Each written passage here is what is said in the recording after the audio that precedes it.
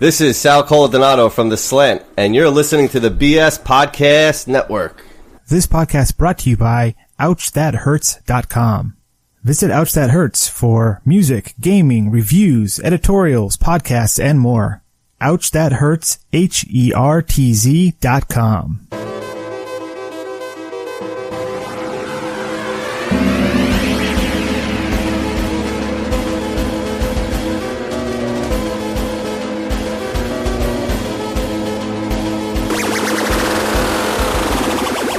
Hello, everyone. Welcome to the Save Point Podcast, episode 24. I am Dan, joined here by Jesus and Steve. How you guys doing? Great. Right. I'm doing well. Almost done moving. Almost done moving? Yeah, I've been moving places this past week. So yeah. Are you bringing all the kids with you, or is it going to be kidless? It's going to be kidless. Oh wait, is this Jesus' own place? Hopefully. Hopefully. Well, Nice.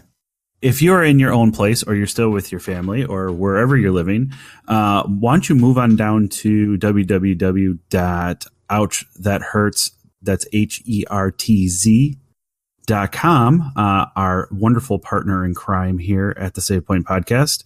You can find stories and videos and reviews and a whole bunch of stuff about video games and books and music and all of that fun stuff. And then our other partner, the BS Podcast Network. That's BSPodcastNetwork.com. Do I have that correct, Steve?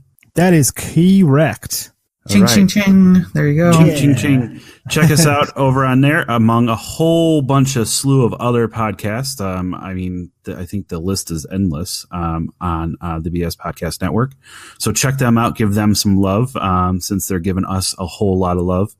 But no, Jesus, congratulations. That's awesome. If you're on your own. I remember the first time I was on my own, I was scared out of my mind, but I loved it. So when you were first on your own, like what was the situation? Were you renting a place? Did you buy a house? What was you on your own? What did you do? Long story short, Yeah. I never have any short stories. I basically I was living with my parents until I was about 23, and I ended up moving out in with a person that I thought I was going to spend the rest of my life with, and this person, it ended up not working out. So I ended up moving back in with my parents, which was hell. Believe me, I love my parents to death, but my father made it a hell. Basically, I had before I moved out, I had a downstairs room that had like cable TV and like an awesome futon, and like I had like the ultimate bachelor pad for the saddest version of still living with your parents, I guess. Mm-hmm. But it was pretty cool. Like, hang out, there was TV and all that. Like, it was pretty cool. I kind of just left that. And then when my father came back, he's like, well, you're going to sleep on an air mattress, and you're going to make sure that air mattress is deflated every morning, and then you're going to inflate it every night. And, all that. And, and the reason that he did it was so I wouldn't stay. Yeah, like, you don't get comfortable. Yeah. Yeah, basically is what he did, which I thank him for it, even though it drove me nuts. But, I thank him for it. And then I finally was able to get my own place, probably about 6 to 8 months after I moved in with my parents, maybe close to a year. I was able to save up, and it was incredible. It was wonderful. It was a 1-bedroom, big family room. It was on the first floor, which I loved, because literally this is how lazy I was. I would pull up and my apartment would be first, and then you'd have to pass my apartment, and you make a left-hand turn and you turn into my parking lot. And my apartment was the first one right to the right of the entrance. And I had a balcony. So like what I would do is I would pull up, like if I went grocery shopping, I'd pull up to the curb, I take all my groceries, I put them on like my balcony, and then I go park my car, and then I go like into my house, and I go through my balcony and pull my groceries in. Nice. Yeah, it was awesome. That's amazing. Yeah. My friends, when they would show up, they wouldn't even go through the front door. They'd just hop over my balcony and bang on my glass, my sliding door. I had one friend that would just walk in. Like, I'd be sleeping. He'd just walk in and he'd fix something in the kitchen. No, but it was cool. awesome. Rent was cool. So that was, and ever since then I've been out on my own and haven't moved back in with my parents. So good for you.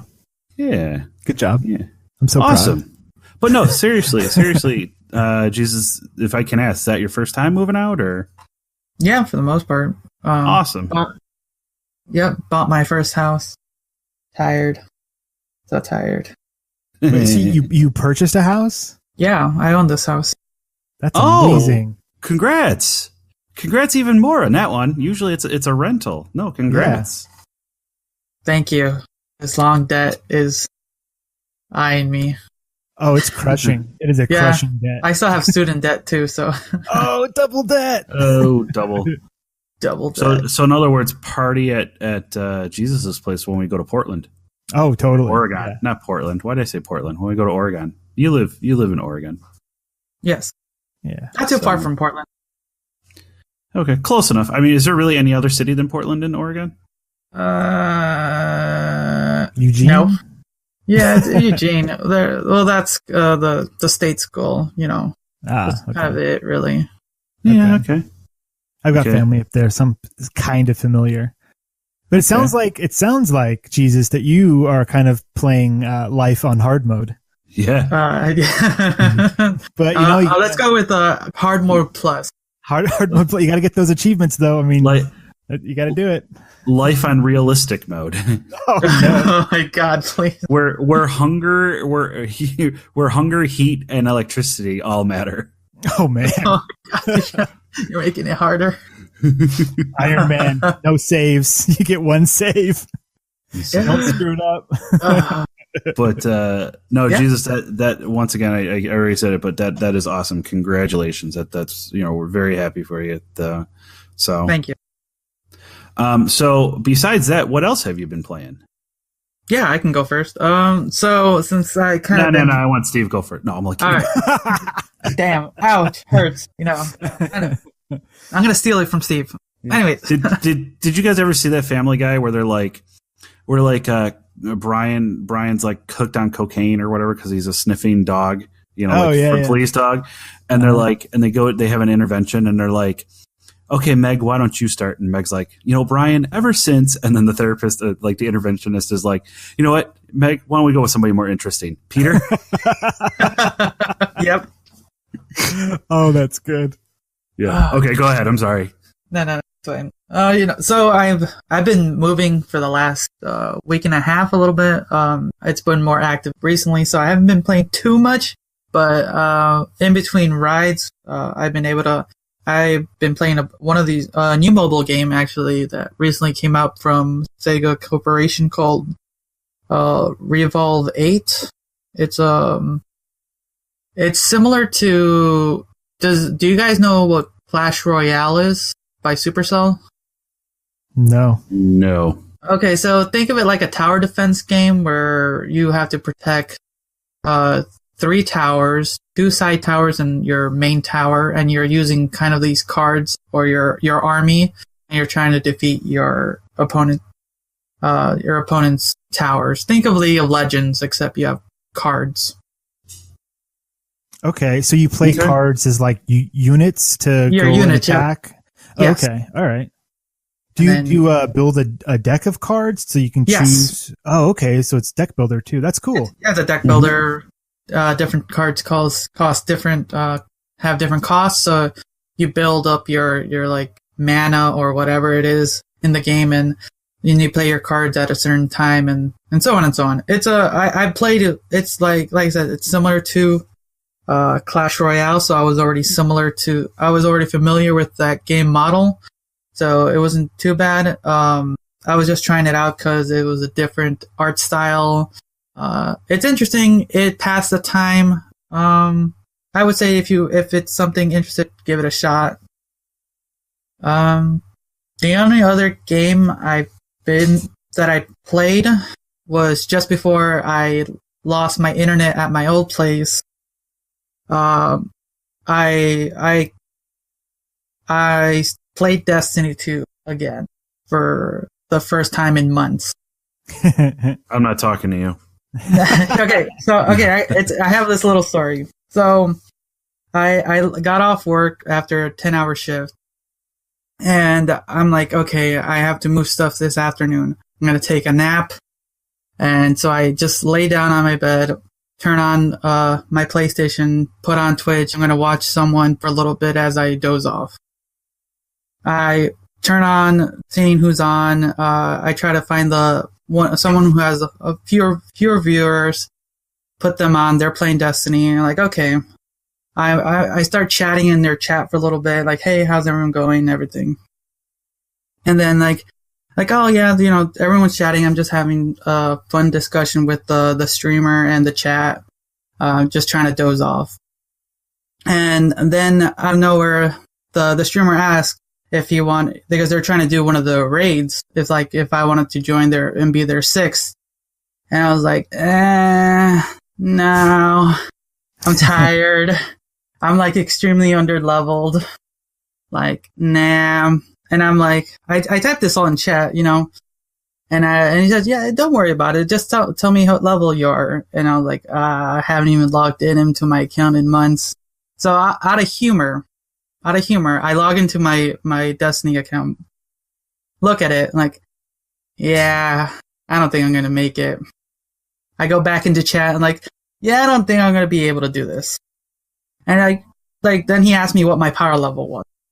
I was like, I'm 350. He starts laughing. Because at the moment, the highest power level is over 600. Right. Mm-hmm. So he says, yeah, don't worry about it. Like, okay, yeah, I'm just going to watch you. I'm going to bed in a little bit. Fine. I go and grab my water before I go to bed. As I'm coming back from the kitchen, I hear my name, or my streamer name, in the chat. And he said, yeah, we can do a raid. There's an easier raid with the power level. Can you no, I don't wanna, like, no, don't do this to me. And I was like, should I, I'm just debating this in my head. Should I? I'm tired. I gotta move stuff. And I was like, you know what? Sure, why not? I'll do it. He said it's only gonna take an hour. So I started playing Destiny 2. He got me through the raid. Nice. I haven't played 12 hours later, he was late for the closing on his house. Well, what was fun is that he got me through the thing. It's like I said, I haven't played the game in months. I didn't like when it was time to go and grab my weapon stuff. I didn't even know what weapons I had. So I was like, I didn't have like the weapons needed for this thing. So like, okay, what guns do I have? Like, okay, I'll use these. I think these will work. And he's like shout outs to like Dan Infinity. He helped me and this one other person. Like he Sherpa'd us through our first raid in Destiny 2. Like he was really patient with us. He made it like simple to do all these puzzles, and it was annoying because, like I said, I didn't get any sleep for 10 hours and working that long. I haven't played the game, so I was really rusty with all the mechanics. I've been playing Fortnite and Apex Legends, so I was like really out of my element as far as Destiny. And somehow we made it through. I was like, but then at that moment when I was done with the raid, I got all my loot and I was like, oh, that's nice. And I was like, I need to get better loot. Oh no. Mm-hmm. Now I'm back in Destiny. Once my internet's, now that I'm talking to you guys now. I got my internet running. I got to get my whole stuff set up. My PlayStation's still put away, but in the next few days, I'm gonna be grinding again, Destiny. Getting my loot, getting my power level up there. Wow. I mean, it's not a bad game, No, it's just it's a very specific game. Put it that way. No, so I'm getting back into the point where like updates have happened, so there's a lot for me to do now compared to when I was back then. So Jesus, I only have one thing to say to you. Yes, I'm extremely disappointed. I have. You move out, and it's your first bad decision. So you thought you were an adult. Didn't we talk about making good choices? We did, but Dan, I have some bad news for you in the later part of this podcast. Well, I tend to disagree with you on the later part of this podcast, but okay. That's what makes this interesting. Yeah. Oh boy. Okay. Sounds good. Steve, your turn. Yeah, Steve, go ahead. I had a wonderful week of gaming. I said in our messages before we started recording that I'd played 6 games, and I went through and counted them, and I was actually wrong. It's only 5 games that I played this past week. Still, what a wild man. It's been crazy. So my wonderful wife, gave me a gift card for Valentine's Day for Target. Thinking that I was going to go and spend it on Legos. No. I went and bought 3 video games. I did the patient gamer thing and picked up some stuff that I'd been eyeballing for a while now. So I picked up Resident Evil 7. Well, wait, before you continue with that, you picked up Resident Evil 7. Join our Discord, because this was a topic of discussion for hours on Friday of what games Steve should pick up. So join our Discord. Yeah, so. Definitely give me better recommendations than these idiots. So Resident Evil 7, Subnautica, and Far Cry 5 is what I ended up picking up. And I've played all 3. I also downloaded Crackdown 3. Because I had access to it. Because you were on crack when you did it? Yeah. It's look, guys, that game would have been amazing in 2012. When it was first announced. I'm not even joking. The game looks extremely dated. Oh, God. Okay, so before I get into Crackdown 3, there was one other game that I played this week, and that is Super Mario World on the SNES. Hey, that's our savior there compared to Crackdown. It's so good. It is so good. The wife and I, we were it was over the 3-day weekend, and I was like, hey, like we were sitting around kind of bored. One of the kids was napping, I think, and it was like, hey, should we introduce Super Mario World to the 4-year-old? And she goes, yeah, totally. And so we went hunting for the we don't even have a SNES. We have a what's it called? It's called like a fake Famicom 2 or something. It's it's whatever thing that plays both SNES and NES games. But we have a real Super Mario World. So we found all the pieces to that. Found a TV that would accept the cables to it, and which was fun. Plugged it all in. It was widescreen. Everything was all stretched out. I was like, no, fix this and, put it back to the original 4:3 orientation. Mm-hmm. And we played a little Super Mario World, which was a lot of fun. 4-year-old didn't know what was going on, but she had a blast, and it was good times. 10 out of 10, great game. So, so Crackdown 3. Jumping into Mario sauce. Oh, hashtag Mario sauce. No. There you go. So Crackdown 3, I'm completely serious. That game looks amazing for 2012. It looks dated. It plays dated. I played it for a good hour or so, maybe more like an hour and a half, to get through like the beginning tutorial stuff and like wait for like the world to open up. And it's just a big empty open world full of things to collect with like mediocre combat. and dated graphics. Like it is absolutely nothing special. And I'm so bummed about that because Microsoft was like so hyped for it. The idea behind Crackdown of like, yeah, I'm like a badass cop, but like I'm a super cop and like I get more and more powerful as I level up until I'm like knocking down buildings and like jumping way in the air and punching people, through their face and just like this extreme, like, let's do this. But it never really pays off. It's just kind of repetitive and boring. And I'm like, I played it until I was like, all right, I'll take a break from this. And now I'm just thinking about it going, I'm never going to go back to that. I'm just done with it. And I'm a big fan of Terry Crews. Mm-hmm. And, he's one of the main playable characters because there's like, I want to say 8 playable characters that you can hot swap between.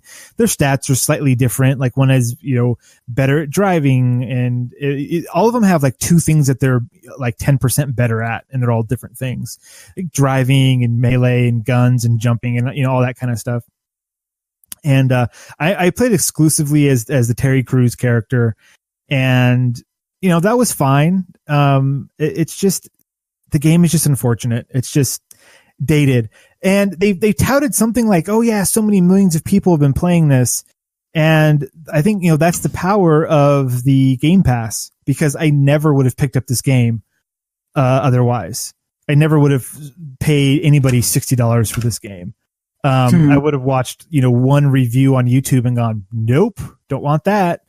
And that would have been it. But because it's part of this Microsoft deal, people are downloading and go like, well, I paid my $10 this month, so I'll check it out. And so a bunch of people kind of shrugged and did that. And I'm pretty sure within the next couple of weeks, those numbers are just going to die down to nothing. Cause it's just boring. It's just boring, which is so unfortunate. So that was that. The other game, let's see, I'll go in reverse descending order. Resident Evil 7. I have never played a Resident Evil game before, besides the half an hour of Resident Evil 2 remake that I played like 2 weeks ago. So this is my first introduction to Resident Evil, and I know that it is different because the like little reviews and previews that I'd watched way back when was like, oh yeah, it's first person and it's not a big city full of zombies. It's like this creepy old house with crazy people in it and all that. So it's a different experience. I don't play horror games that often. And this one really cranks up the suspense, at the beginning of the game. The first couple of hours is like edge of your seat time because the game just kind of starts and you don't know what the limits are. Right. Some games you go like you jump into Crackdown 3. There's a health meter. Here's weapons. Here's how many bullets are in your gun. You know what to expect. Right. You turn on Resident Evil 7 and you have like cutscene. And then like you're driving a car and then it pulls up and you walk into this house and there's no HUD. There's nothing. You're just like in this world and it's creepy and it's terrifying.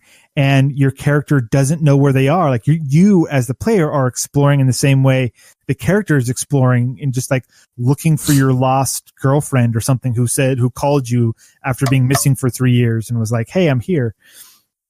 Come get me. And so like when bad things start to happen, you don't know what the consequences are, right? Like you don't have a weapon. You don't know like how much health you have. Like if something jumps out at you, are you gonna like insta die? Is there like what kind of health mechanics are like the game doesn't tell you until it's necessary. So because of that, the first couple hours are super intense because you don't know what's going to happen. And a lot happens. There's so much creepy in the beginning of that game. And I mean, in all of that game, like after some things are explained to you and you kind of know what the limits are and to the extent that you can interact with the world, after all that stuff is explained, then like the bars kind of moved and the game changes a little bit. But so far I've been having a whole lot of fun with it. It's cool. It's kind of slow paced. It's a game where when you fail something and die or something happens and you have to, reload an area, the second time you go through it, you've now figured it out because you failed that one time. You go, oh, I was supposed to do this instead. Got it. And so I've died a handful of times, but it's not discouraging at all. It's just like, oh, okay, I need to do, ABC instead. Cool. And then, so it's not like playing a movie, but it's not super repetitive and like, oh, I need to try to kill these 20 monsters like over and over and over until I can finally kill them all. It's more like, here's one enemy in the room and, what do you need to do to defeat it? And you have very limited, supplies to figure it out. So it's almost like a series of mini puzzles in a way. So anyways, that was a whole lot of fun. Subnautica, that is Minecraft underwater, I guess. That's about right. Yeah, that sounds, less mining though. It's like underwater craft, I guess. Mm-hmm. So crashed on an alien planet. It's water. You dive down and you collect things and you build things and you try to survive, and little bits of story are told through radios and tablets and things that you find. I watched some streamers play this when it first. Well, it was in like beta or alpha or whatever for a long time, and so there's a lot of footage and stuff out there of it. I watched some guy play it for like 30 hours, like 30 episodes, hour-long episodes, something like that. So I've seen a lot of this game already. And so I knew what to expect. And so just kind of jumping in, doing it myself was a lot of fun. Figuring out what's important to collect, to build, and managing, your food and your water and your health and all that kind of stuff. Building a little base, all that kind of stuff. It's a fun game if that's your jam. It's a survival game, just like, I don't know, The Long Dark, Minecraft to a certain extent. Games like that. So that's been a lot of fun. The game that I spent the most time with though was definitely Far Cry 5. Okay. And let's see, I played Far Cry 2, I want to say, on my PC way back when. And I played 3. That was the Africa one, right? You guys remember? Far Cry 3 was Far Cry 2 was like the African one. Far Cry 3 you were like in the mountains, weren't you? I thought that was 4. Wait. Huh. I don't remember now. Okay. No, 3 was the tropical island, 4 was the mountains. Okay, so I played the one on the tropical island with the bad guy's name was like Vaz or something. He had like the red shirt. Yeah, that's 3. Okay, 3. Okay, so I played through a bunch of 3 on my PC. I never finished it. And then so I played that one. Wasn't there one that was in like the desert, or not the desert, but like Africa or something? Or is that that's 3? 2. That's 2. 2? Okay, so I must have played some of that one at some point as well. And then I played the Stone Age one. What was that one called? Primal. That's Primal. Yeah. Okay. So I played a little bit of Primal. Never finished that one. And so now I've got 5. And I skipped the mountain one. But that's 4. Fine. Yeah, 4. It was like Tibet or something, I think. Yeah. So many Far Cry's. So many. And it's kind of like, it's an Ubisoft open world game, and so you know what to expect automatically just by playing those few other Far Cry games, and by playing like Watch Dogs and Assassin's Creed and all that stuff. Like, you kind of know what to expect, and so like I before buying this game, I just, 1, heard about it, and 2, that was it. I don't think I'd watched any previews. I never watched any gameplay. I never watched any reviews or preview, nothing. I just like, I knew like the subject matter of like, crazy religious cult takes over area, player fights back is like all I knew. And then it was a Far Cry game. And I've been having a lot of fun with it because I knew what to expect. The story stuff is interesting enough. It's kind of nice to be shooting religious fundamentalists just because it's different. I guess that aren't. It's like you don't know if you should feel bad about it or overjoyed because of what they actually do in the game. Well, like right now I'm overjoyed. I'm like, yeah, these guys are dumb. Like I'm going to kill all of them. It's interesting though, because as an American in America, when you think about, like, if someone says, oh yeah, in this video game, you shoot religious fundamentalists, like you think, oh, so you're in the Middle East shooting brown people, right? Like, no, this is Montana. And they go, what? So it's interesting because it's different. So, and really that's all thematic. It's a coat of paint over what the game is, which is, big stretches of land, different bases to take over, enemies that are constantly roaming around and patrolling that you have to take down. You've got, you're slowly kind of growing an army on your side. So your own resources go from like 0 to now you've got people on your side, people that you can follow you around. You can hire people. The more stuff you take over, the more guns and equipment and stuff that you unlock. You level up. You start getting these different skills and things, and you just start to become a badass. And so, yeah, I've been playing that. I can sit down for an hour and play it and get through like 1 or 2 missions and be like, cool, I accomplished something and I feel good. I can turn it off and I'll come back later and just keep grinding away at it. Mm-hmm. So I'm pretty sure that this is a game that I'm not going to finish unless like the story takes some crucial turn that I have to see what happens, which, the new Far Cry thing has kind of, spoiled that a little bit. The New Dawn, which is like after the events of Far Cry 5 and the nukes drop, this is what happens. And you're like, what? Spoilers. Thanks, jerks. Yeah. Thanks, jerks, with a brand new game. So anyways, yeah, I'm having fun with it, but it's not like I knew what I was getting into, and it's not like I'm probably not going to finish it. I don't think I've never finished a Far Cry game, and I don't plan to start now, but I'm having fun with it. So that's good. Hey, it is what it is. It is what it is. And now we've got Anthem breathing down our necks, and I've agreed on Discord. I have to drink the Kool-Aid with the Discord people and buy and play Anthem now, which I'm happy to do. It looks like it's going to be a lot of fun. But that being said, there's a cost to play ratio that I have to be okay with. I have a lot of hobbies that cost money, and my wife looks at me and go, why you spend money on this? You're not like completing anything, right? Or you're only doing this once or twice. Like I've got all these video games. I've got hundreds of video games. I have completed, quote unquote, completed a handful of them. But if you're having fun with them for several hours, you don't need to complete it to have it be worth it, right? I can play Far Cry 5 for 20 hours, 30 hours even, not finish the game, but know that the amount of money I spent versus the amount of time that I played, like I got a pretty good deal on fun per hour, like a couple bucks of fun per hour is a pretty good ratio.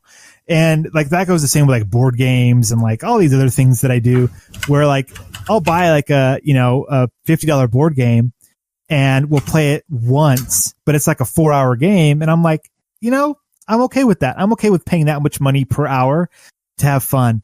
And when you compare it to like going out to the movies, then things start to go into perspective, right? Because you go see a 2-hour movie, and if it's a date, like it's you and one other person, your significant other or whoever, you're going to be spending like $20-$30 to buy the ticket, buy some food, spend gas, driving to and from the theater, all that kind of nonsense. And that's 2 hours of entertainment. So if you use that and kind of compare it to other things, I am totally fine with spending $60 on Far Cry 5 and only playing like 20 or 30 hours and then putting it down and never picking it up again. I think that's worth it monetarily. That's all about right. Steve, you and I are very much the same. I think, well, I mean, I think I'm kind of in the same boat as you when it comes to that line of thinking.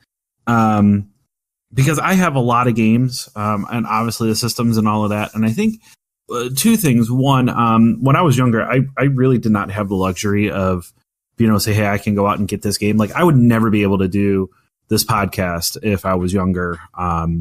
Oh, totally. Yeah. Just because we just financially didn't have it. So, there'd be like nothing I could actually say, hey, yeah, I played this and I played this. which kind of sometimes makes this podcast a little difficult. I know that we talk a lot about these games that we play and all of that, but I mean, we are using our own money to purchase them. It's very, very, very rare. I think right now it's only 2 games I think we've actually gotten as review where we didn't have to pay for them, which we did give credit to the people that gave it to us to review. But I think that's really about it. Like all the other stuff, we're actually paying. We're grinding for it. We're doing what we can,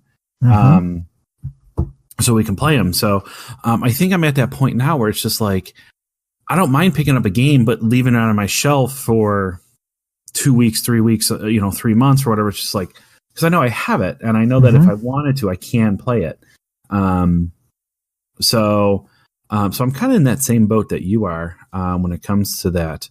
I mean, I can tell you right now, I think I have, I got Dishonored 2, and I think I've only put like 3 hours into it. And I know at some point I probably will finish it, but I might not finish it for like 2 more years, Yeah. And that's fine. We grew up in an era of like, you get one video game this year, make it count. Yeah. You got your one Christmas present and that's it. And we as a society, we're spoiled now with how great the video game industry is and how many, different locations that you can get games via cell phones, consoles, computers, it's just, they're everywhere and varying prices. Like you go on Steam, you can pick up like when there's a Steam sale, you can put down $20 and get like 5 quality games, 4 or 5 games. Or you reach out to somebody on Reddit like you did last week and they say, hey, why don't you check this out? Yeah. Exactly.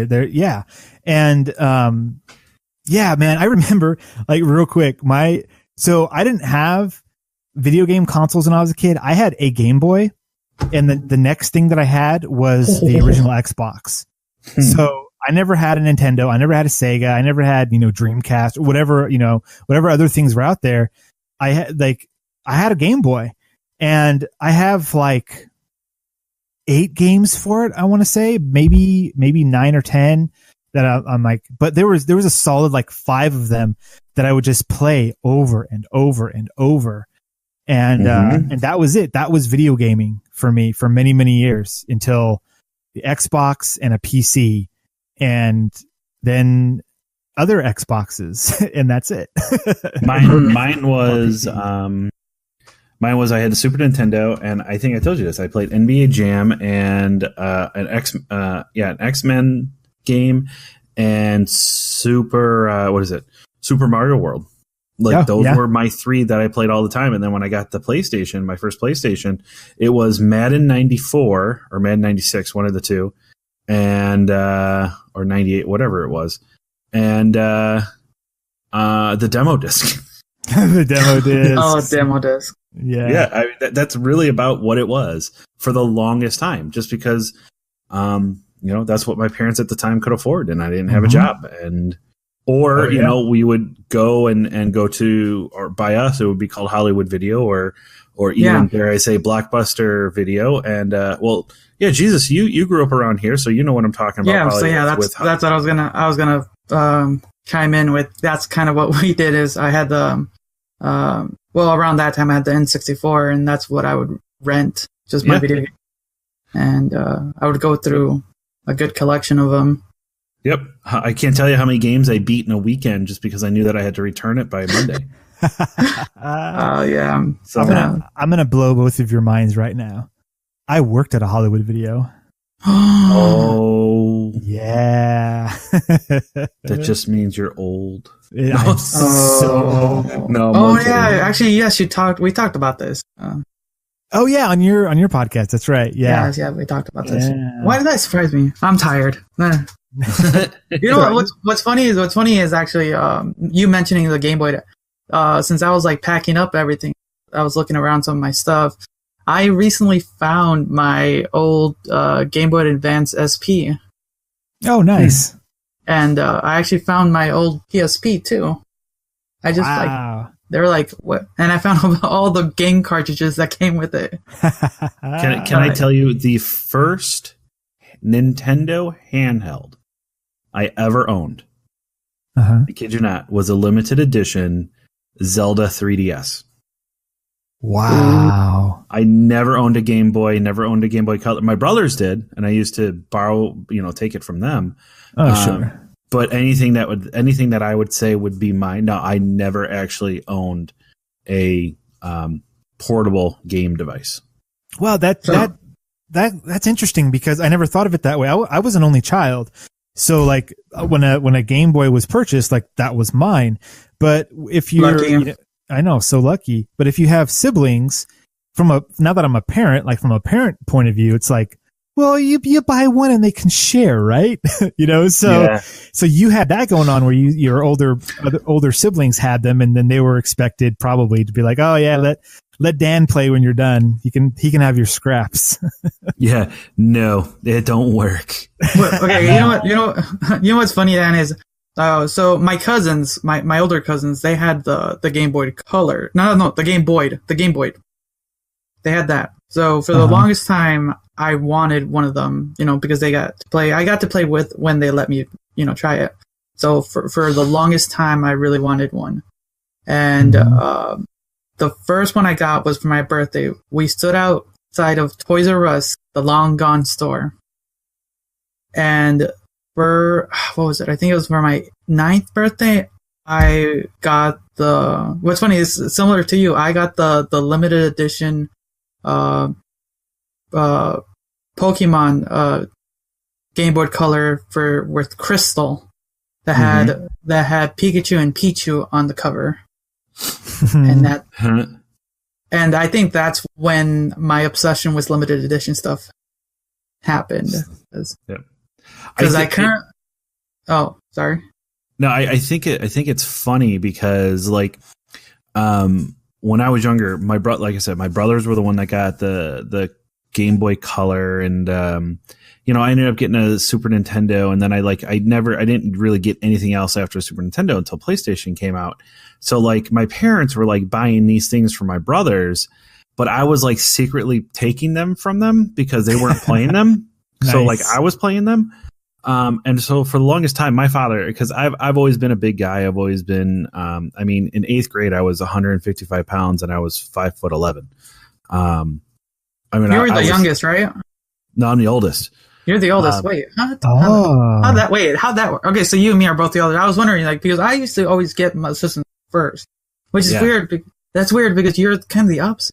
Well, the thing is, it's like I played basketball and I played baseball and all that. So my father always thought, my father always thought that I was going to be the sports guy. I was going to be the athlete, which is kind of funny when people talk to me and they're like, I thought you were a nerd, but a lot of things about football and all that, because it usually sometimes doesn't go hand in hand. And I'm like, yeah, it's like that's kind of how I grew up. But then like it was like more or less when I was like halfway through high school is when I really started to like, I like the nerd stuff a lot better than I like the athletic stuff. Like I'll watch the stuff, but I'd rather, play a game on the TV than, you know what I'm saying? Plus the other thing too is I had a job and I had a car and I didn't have time to really kind of play other things, or, to play sports. So it was kind of like, we kind of like reversed. And it's funny because my brothers were never the athletes. Like they were never the coordinated types to play sports. Everybody always thought my youngest brother, Mark, he was the one that was like, oh, he had the first iPod. He was the one that saved up for the first iPod out of the family. He was the one that was really into like Dragon Ball Z and anime. And then he got the Game Boy and Pokemon and all of that. And then like, he just like fell out of it and like, found out what baseball was and like realized that, he wanted to learn all of that besides everything else. Wow. So it was kind of interesting how that kind of change like kind of happened in my family when it comes to that. Yeah. So I feel like we've bonded this episode. Yeah, I think we have. We spent a lot of time, and I haven't told you guys what I've been playing. Tell us, Dan. One last thing. One last thing to kind of close it. So talking about the limited edition stuff, it's kind of haunted me recently, or in the last couple of years. Because I own, let's see, as far as like I own a ton of limited edition consoles. I don't know why, but as far as like 3DSs, I think you told us this before. Yeah, and I think I own 2. I haven't opened them yet, but I own 2 of the limited edition Nintendo Switches. And really, yeah. Wow. I don't know why. One? Steve wants to borrow one. They're still in their box, mint condition. Oh no. Like honestly, all my limited edition consoles are in their boxes, so I have not opened them. Wow. Like future Jesus might be thanking you right now because those might be worth something one day. Or future Jesus is crying because he can't afford his mortgage because his whole house is full of limited edition consoles.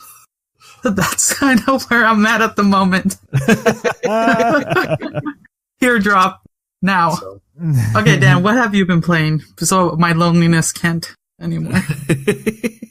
Bring me up. Well, Steve, you were going to say that a game that what rhymes with Anthem, maybe?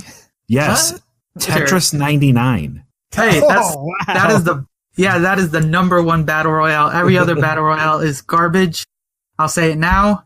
Tetris 99, numero uno. Tetris 99, the Apex Legends killer. Yes. Out now. Yeah. Apex is gone. Apex is, that's old news, garbage. No one plays that anymore. Garbage game. Garbage game. I do find it funny that now suddenly Fortnite has never done this. Now suddenly you can get a free battle pass if you stick with them for a while. But that's a side note. No, actually, honestly, I have been playing Tetris 99, which we'll get into when we talk about the Nintendo Direct stuff. But what I have been bulkily playing, and if you've been watching our Twitch, I have been streaming Anthem. I have EA Premiere, so I have the PC version of it. I am absolutely in love with this game so far. So maybe my thought might be a little biased when we talk about when Jesus brings up the end game stuff. But I am just so enjoying it. I have just one gripe, and that is there are a lot of bugs right now. I think my one that I hate, the two of them that I hate the most are, one, the loading screens are extremely long. That's not a bug. That's a feature. That's a feature. No, actually, that is. Joking aside, that is not a bug. The loading is not fixable, as far as BioWare has announced. No. If you look at the patch notes, they announced one of their first things is long loading screens. Actually, there's a reason. Someone on Reddit actually was able to do something. It's on the SSD, save into an SSD compared to our regular hard drive. Yeah, and it's like eating away so much memory. Like normally, the comparison he did was Battlefield 5. That on average during a 5-hour gameplay would do about upload and downloads would be about 63 gigs.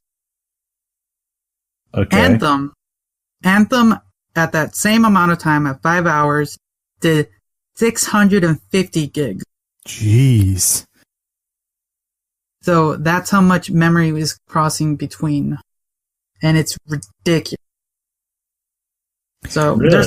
there's a whole bunch of like background stuff that if people can read a little bit more into as far as the tech side of that, but it's ridiculous how much loading. It is fixable, but not to an extent where people are pleased. Like I said, I'll gripe about it in a little bit. I'll let you continue a little bit. Just real quick before Dan, I'm reading the patch notes, the day one patch notes for Anthem, and at the top of the list is better loading times. But all it says is quote improved loading times. Yep, that's what I'm looking at right now. So yeah, improve. Like, what does that mean? Who knows? But at least they're aware of it, so that's good, I guess. They're trying. Yep. They're trying. Yep, there's over 70 fixes in the first patch that's coming, which basically means that you're probably downloading the game and then re-downloading the game again. It says there's doesn't it say on here? Okay, that must have been something else I was reading, like how big the patches are, which it doesn't say on the article that I found. See. Yeah, I don't know. On the Reddit one that we're looking at, yeah, no. Anyways, I'm just gonna say, I mean, this is one of those things, and we kind of talked about it. It's the this is one of those games as a service games. They're just going to keep updating and updating and updating, hopefully, and balancing and updating and balancing and updating. Which, it's like I said. First off, I want to go back to what I was talking about last week. I kept calling it the hub, the central hub that you go to or whatever. I know that it's called Fort Tarsus. I got some shit about that from some people. They're like, it's called Fort Tarsus. I'm like, yeah, I know. So, so when you go back, who's giving you shit about that? Yes, who? So, people on our Discord. No, people on our Discord can go to hell. Thank you for being on our Discord. If you join our Discord, you can just be belittled like we have been to the other people. No, yes. No, I'm only kidding.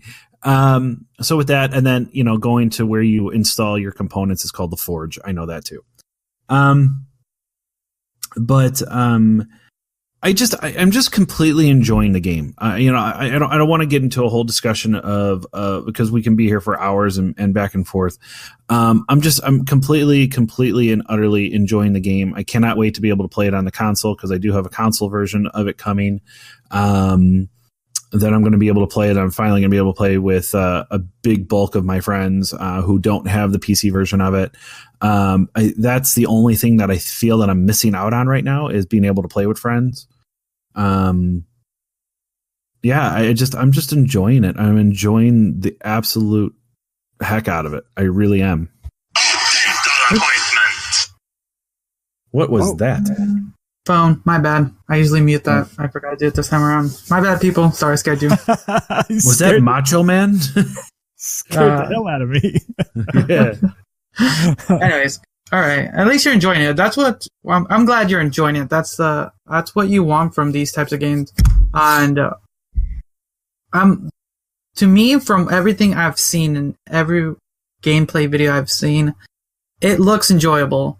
But it looks like it had the same thing that some of the other looter shooters in their launch happened. So for me, I'm looking forward to getting this game in the near future when some of the other patches come out and some of the more content comes out. Then that's when I'll probably be picking it up. I'm glad you're enjoying it. Can I just throw a little rebuttal in on that? Sure. Is it that you feel this way because there's not enough content? And do you think that maybe there's not enough content is because I consider them releasing it on EA Access Premier, like the full game, as a early release? Like, we don't want to throw 100% of the shit out there so our servers crash. So we're going to just throw bits and pieces out at you. This is why the consoles get 10 hours for this. This is why the PC people get the full game. And now through this whole week, it's kind of like a way of saying, okay, we're going to, because how long does it usually, I mean, think about it. When a new game comes out and it's basically online, how many times have we found out that the servers just crash and you can't get on? This is like an ease of how many people are actually playing on EA Access. How many people are actually playing on the PC? Can we really get ready for this whole... Because they don't want to have another debacle like they had with the demo. I mean, people are just not going to play it then. So it's kind of like a soft launch so that they can kind of, sure yeah. That but their servers are ready. What I'm talking about is more of the content that you'll be doing over and over. Because from every mission I've seen done, it's all repetitive. And that's natural for these types of games. Where you go to the spot, kill certain enemies, protect the beacon or so, and then go to another spot, kill enemies. It's a rinse and repeat. Mm-hmm. at the moment, like you said, there's a bunch of bugs, so that makes the game just feel a little less enjoyable for people. And for me, if I want to pick this up for $60, I don't want to be dealing with said issues while trying to enjoy the game. And you've been playing solo for the most part, right? Oh yeah, I've basically been playing the whole game solo. So here's the thing that you haven't got into. There's been a lot of bugs with matchmaking with your friends. It's a really, really, really bad right now. Hopefully in the next week patch, because when you load up with your friends, it takes their load time too. So you have to be waiting for them to load into you, or you load into whoever session it's happening. So there's more loading and more waiting on top of that. And sometimes it kicks your party or kicks you out. Well, I will say this though, and we talk about long loading screens. I am going to say this. So I have on my stream, I've been playing like during the loading screens. I've been playing like music in the background, so I'm kind of learning how to do this, not realizing that it's basically copyrighted. so I can't replay. I know I can't replay the streams though, like as a video. And okay, I get that. Yeah. So I've been playing basically Bring Me the Horizon. Bring Me the Horizon is my favorite band. You guys know this. You know, all of that, the concert, all of that fun stuff. Yeah. Okay, so I've been kind of playing this. One of my favorite new songs that they came out with is called Sugar, Honey, Ice, and Tea. And that song is 4 minutes and 21 seconds. Okay. I can't get through the second verse before I'm ready to play the game, which is under 2 minutes. My thing that I'm thinking about is I think we feel like it's long loading screens because we're actually sitting, usually staring at the screen. Now, you know, me having the music on in the background, I'm like, oh, okay, well, it's time to load. So it felt long, but it really isn't that long. Okay, I can see that, but you know, it's different for different people. There was a consensus on Reddit where they got a couple people to get an idea of what their load times were. They had about I think about 5,000 people submitted it during a certain mission. Let me try to remember what it was. Arcanist Ruins. I think that was their mission. They suggested people to load on average to load into that mission with a friend. It took about 5 minutes to load that, to get loaded into there, and to finish that mission with a buddy, it took about 4 minutes. That's an average. That's an average of that 5,000 people. Some people probably had higher load times, and some people have lower load times, and gameplay wise too, depending on how good the players were. Was that PC or console? PC. That's PC. Okay. Yes. Now that's the other thing too. When it comes to consoles, you realize that there's. No, that's what I'm worried about. I say this. I'm worried about consoles because PCs are a bit more heavy duty than consoles. But hold on. Okay, and maybe Steve, you'll get. I might be saying what I think you're thinking. Is everybody's PC is different. 99% or 90, whatever you want to call it. People's PCs are going to be different as far as your specs go. So one person might load faster than another person. If you're playing on console, they're all going to load at the same speed. Mm-hmm. Yeah. So as far as on consoles, to me, I think consoles are the more stable platform than a PC would be. That's what I was going to say. Yeah. Oh yeah, no. Like it will have a little bit more as far as stability, as far as load time. It's just I'm more worried about those load times being so heavy because we don't know, or maybe someone should ask this on Reddit. Kind of getting an average specs of what the PS4 and the PS4 Pro, you having both of them, and kind of getting like similar specs to a PC and seeing that would actually be an interesting post. Actually, so one of us have to post that on Reddit. See if they can get. So my guess is that consoles would be more like whatever the load times are would be more consistent across, all the consoles. Cause like Dan was saying, PS4 is a PS4 and Xbox is an Xbox. The internals are mostly the same, so it'll run the same. The only other bit is, how fast is your internet, but that's fine. It's probably fast enough. So my worry there is that if the game has already been optimized and whatever the load times on the consoles are, as close to as short as they can get, that's a lot of load time. Yeah. Versus mission playability. Like when you said, 5 minutes, like just assuming, I know this isn't correct, but assuming that it took, 5 minutes to load a mission on consoles. And if the mission lasts, 4 minutes, that's not worth it. That's like when you said 5 minutes, I thought you were going to say, oh, then the mission took 20 minutes to finish. But if it takes less time to complete the mission than it did to load the mission in, that's a problem. But that being said, we were talking about PC, early access stuff. They're still rolling out patches. They're going to, fix these things. So, wait and see. The other bit that I wanted to say to both of you guys is, regardless of the type of game, fun is fun. No, right? Yeah. So Dan's having fun with this game, and it's the worst game ever, but he's having fun with it. That's great. That's wonderful, right? Mm-hmm. So, what I thought was really funny, if everyone rewinds their pod for, I don't know, about 8 minutes or so. Jesus, when you were describing Anthem, you were also describing about 90% of other video games. Yeah. He was describing basically Destiny for the past 6 years. Yeah, that's exactly, Yeah. And some people absolutely love it. Some people absolutely don't. That's just the way it is. So, but like I said, I am. It's verticality. It's fast. It's explosions. It's good to me. So if it's scratching all those itches for you, that's amazing. It is. That's great. It really is. And like I said, I know that everybody's opinion is going to be different. Mm-hmm. As far as I know, and what I'm playing right now, I'm getting it on PS4. I'm getting it on Xbox, and I have it on PC. This guy's triple. That's insane. Oh yeah.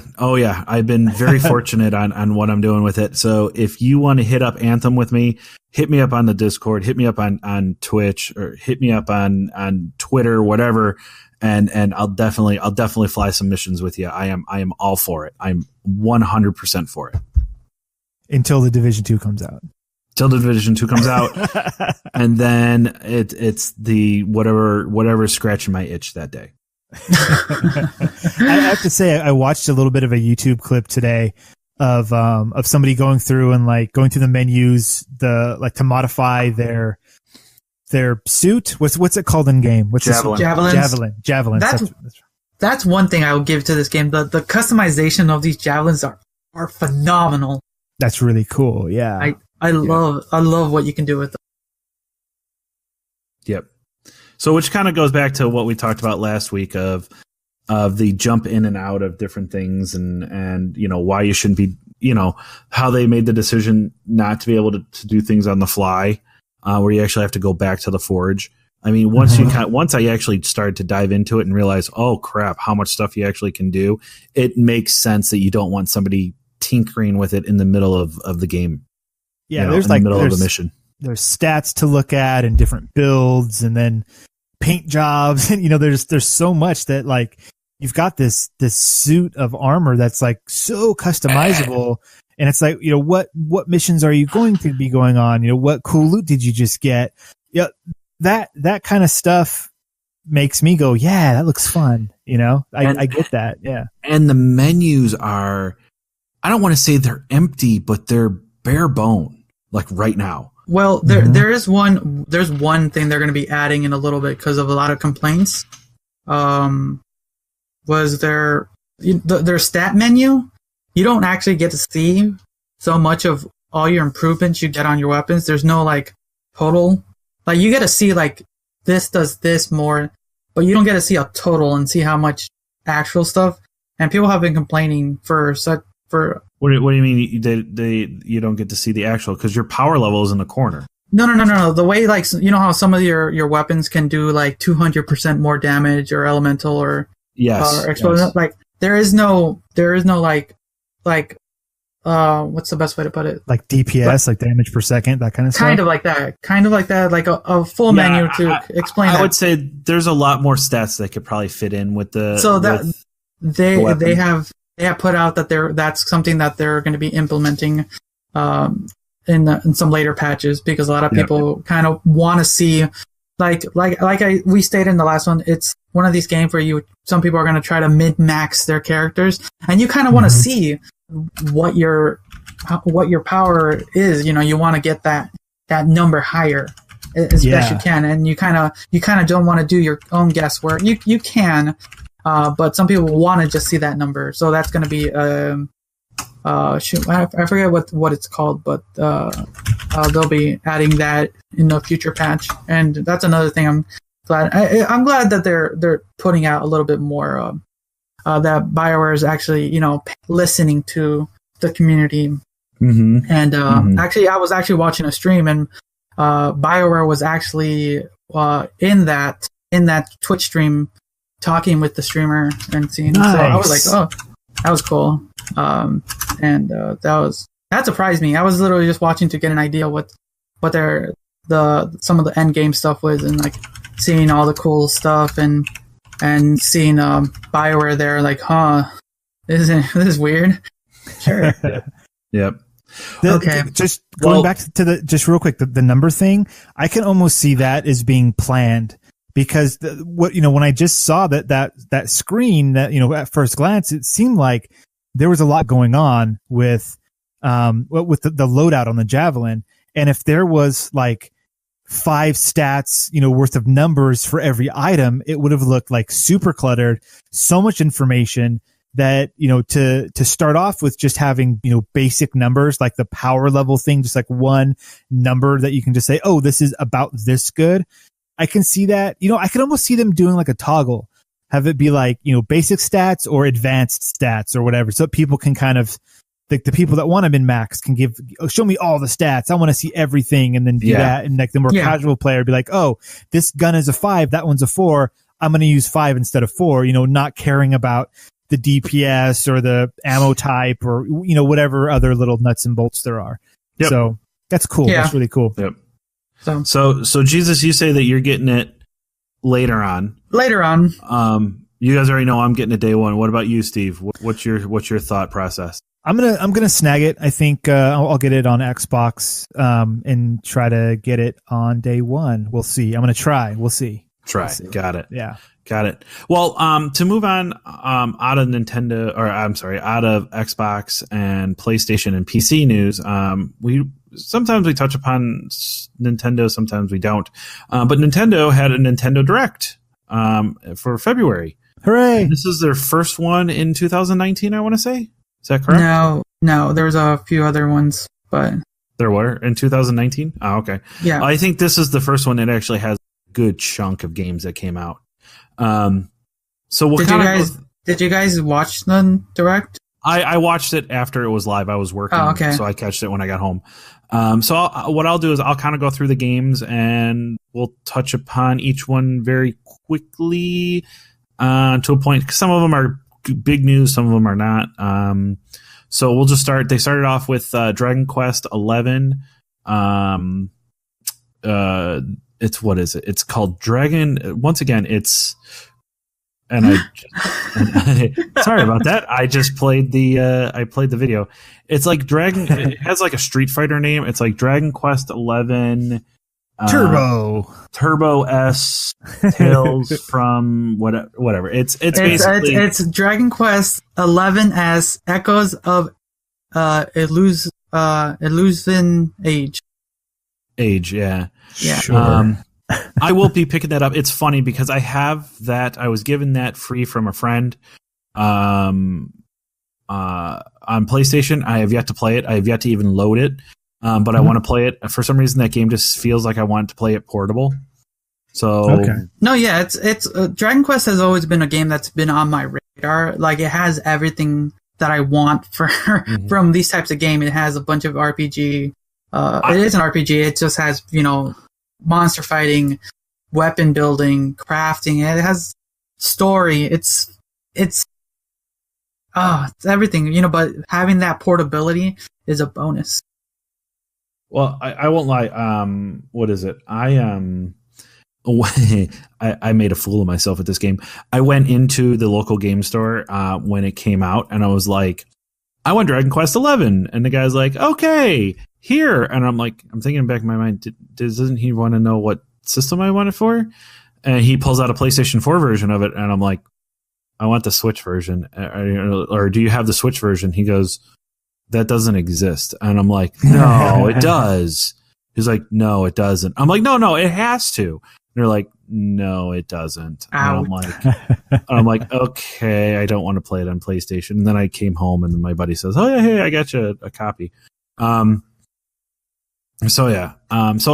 definitely will be picking that up at some point.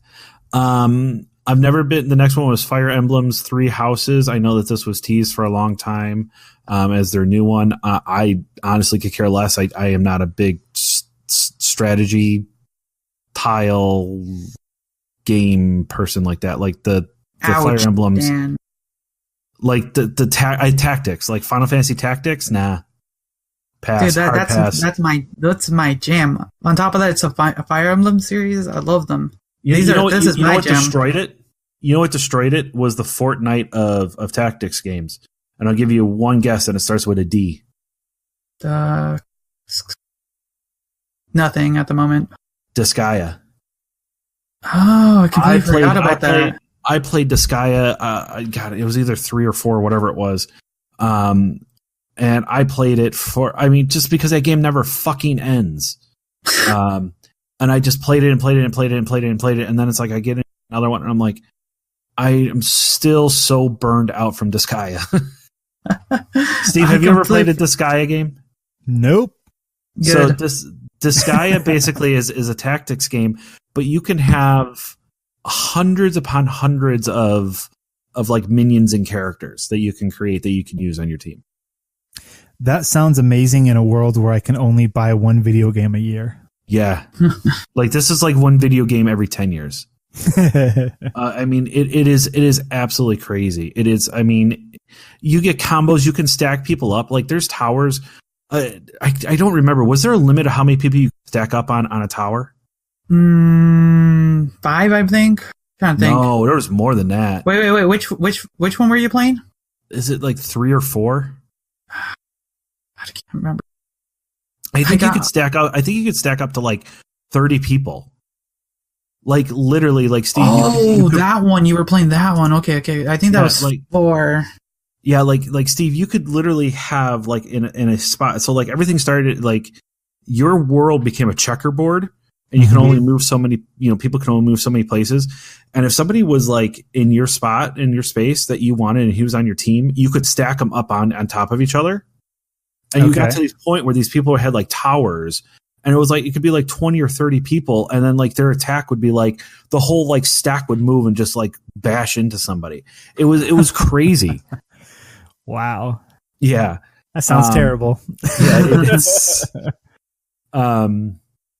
so I've never been a big tactics guy.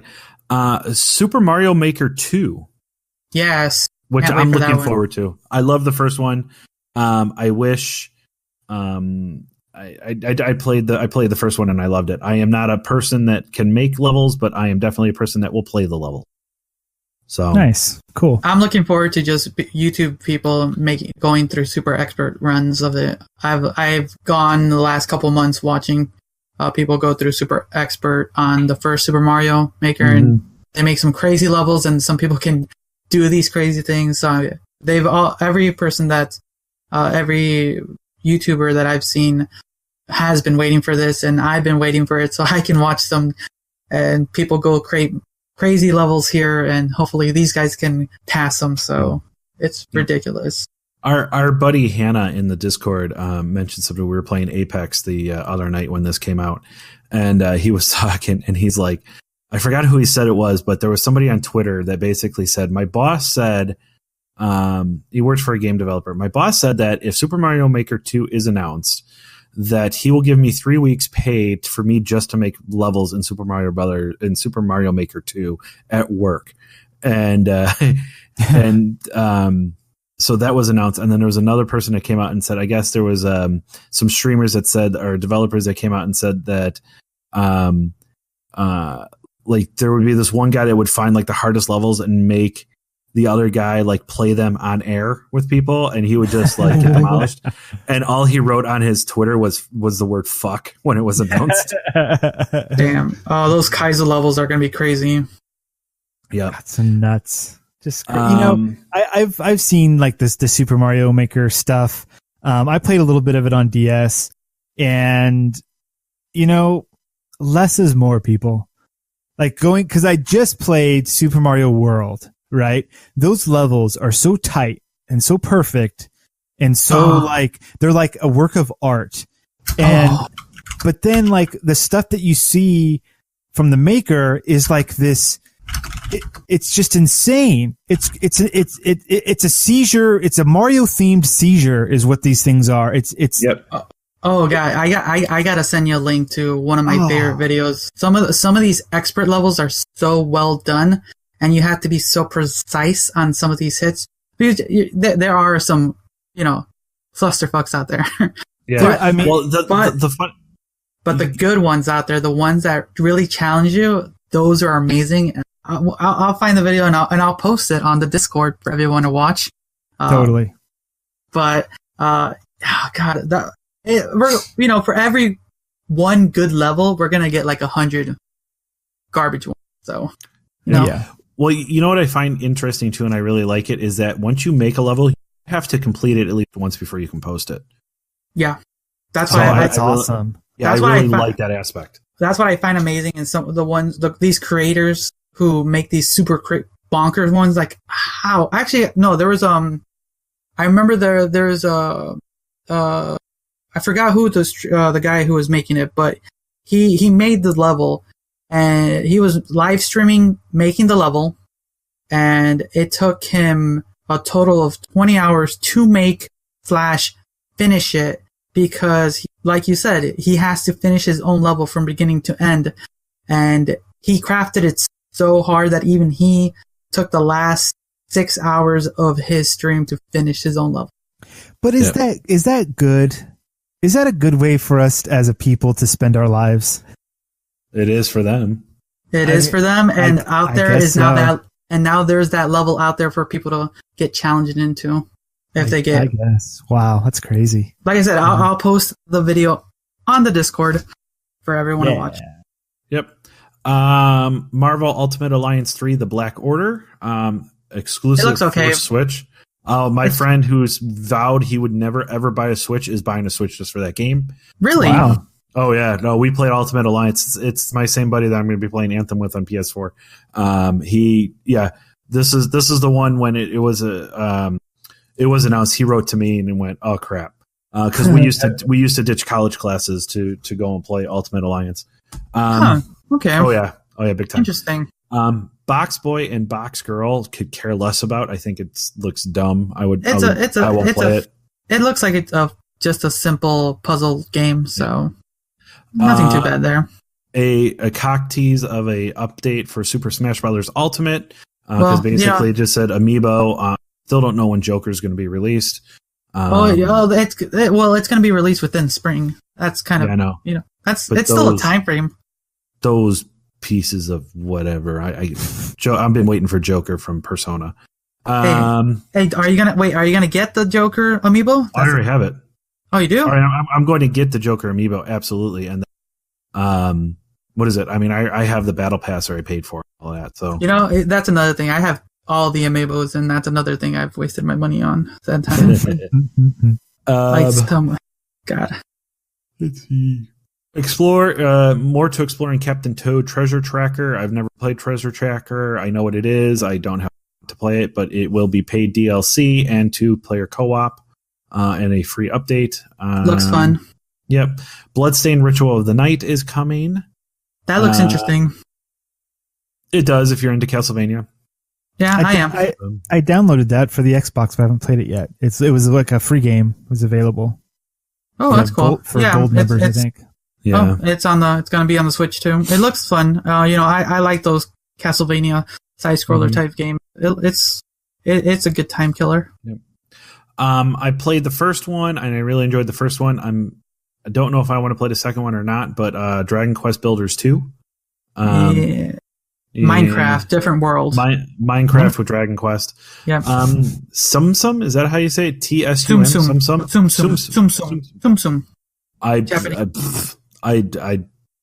My brain went somewhere else. To me, this is Mickey Mouse on acid. It was originally a mobile game, and they just transferred it over to Switch. It's an updated money to make lots of money. You gotta get that money. Come on, Disney needs more money. Yeah, make that money. Let's see. Where are we at? Starlink, Star Fox. The Star Fox team is coming to Starlink Battle for Atlas. As far as Starlink, they really should have just called it Star Fox for that game. It's everybody knew it was coming. Like, just call it Star Fox. That's what it is. Yeah. Rune Factory 4 Special Ops. This is what I've been waiting for. Rune Factory is one of my favorite games of all time. I've never played a Rune Factory, but it looks extremely interesting. It's basically kind of an updated Harvest Moon. Okay. So it's fun. It's your farming simulator. Careful, and easy. I know. I gotta be careful. I can't. Simulator meets anime. Kind of, yeah. And your mining, your relationship, all that fun jazz from those games. Just in a different art style, a little bit more updated. These games have been getting updated. It's well versed as far as the first 3 games are concerned. I've poured so much time into them. Actually, I might, if I can find my Wii, I might stream some of the old games. There you go. Ooh, nice. Let me know because I'll watch it to see if I get interested. Yeah.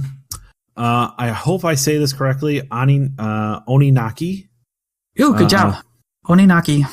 Good job. It looks actually pretty interesting. Slay monsters, save souls, and wield their power. What is it? Catch Me. What is it? Yoshi's Craft World demo is out. That looks like fun. It does. But it's a Yoshi game. It's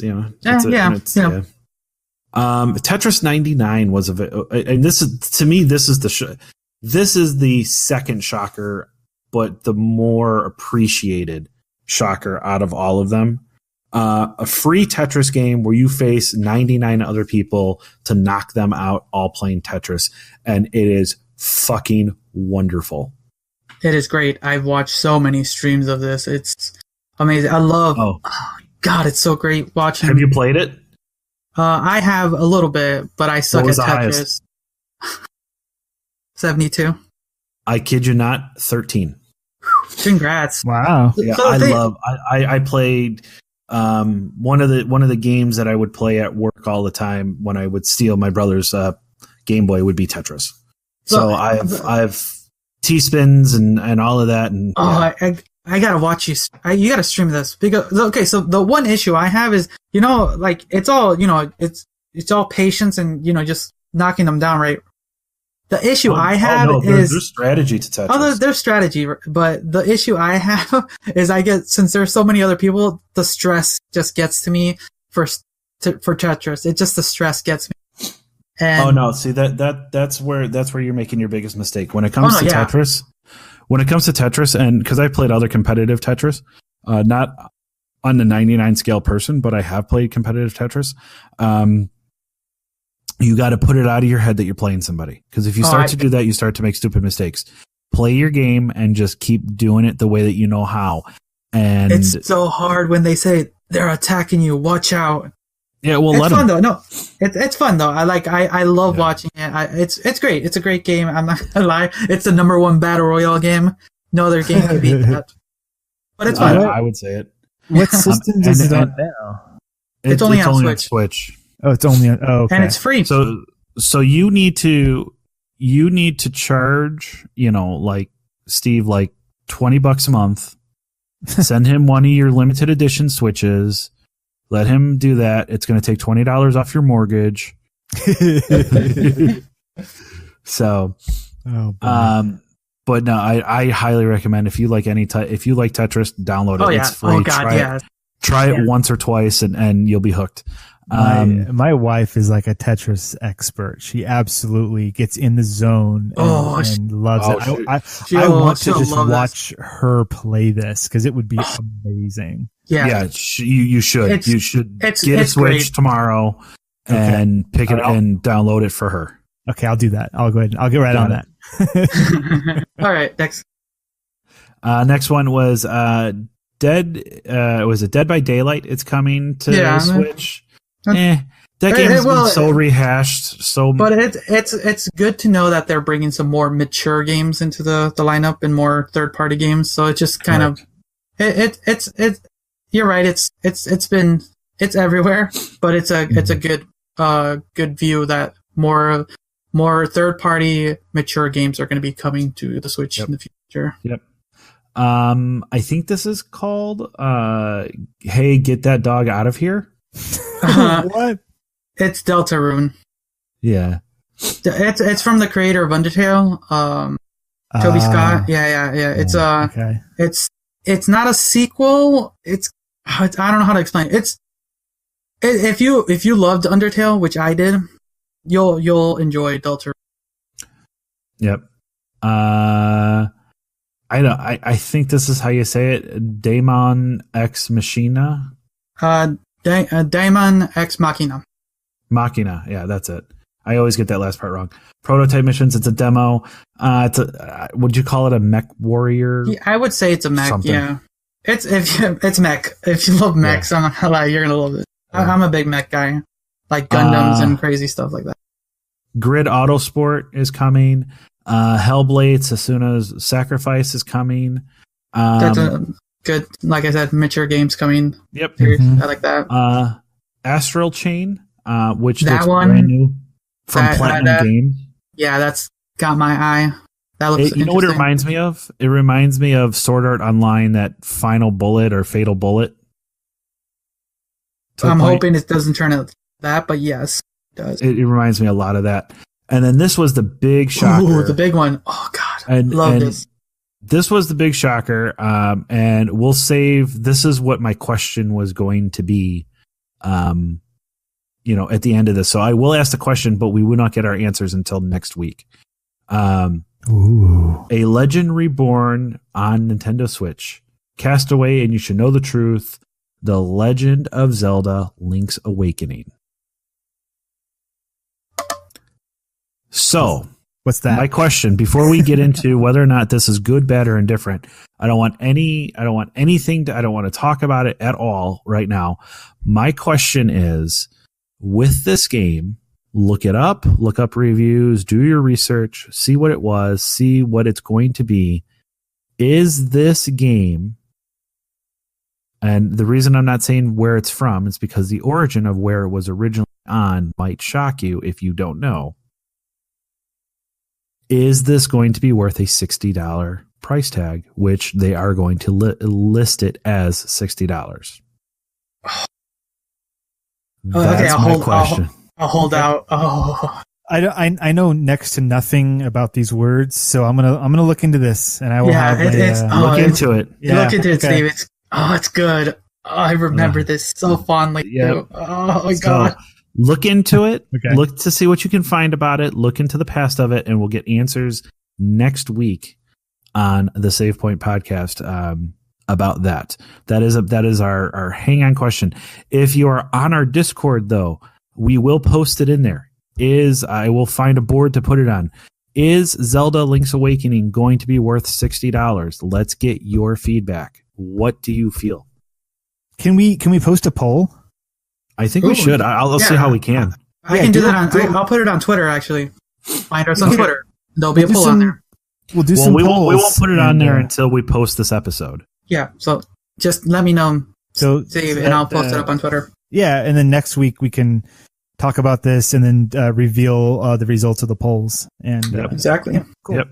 There you guys go. So we'll look at that. But I think that will do it for us tonight on the Save Point podcast. I love that we're listening, and I love this, guys. I love that we're doing this, and so I think I don't know where I'm rambling off to this. Don't worry, Dan. I got you covered. Thank you guys all for listening to the Save Point podcast. It's been me, Jesus, Steve, Dan. We look forward to you guys next time. Absolutely. And make sure to check out ouchthathurts.com. That's HERTZ.com, and the BSPN, or the BS Podcast Network. That's bspodcastnetwork.com. Thank you guys. Bye. Good night.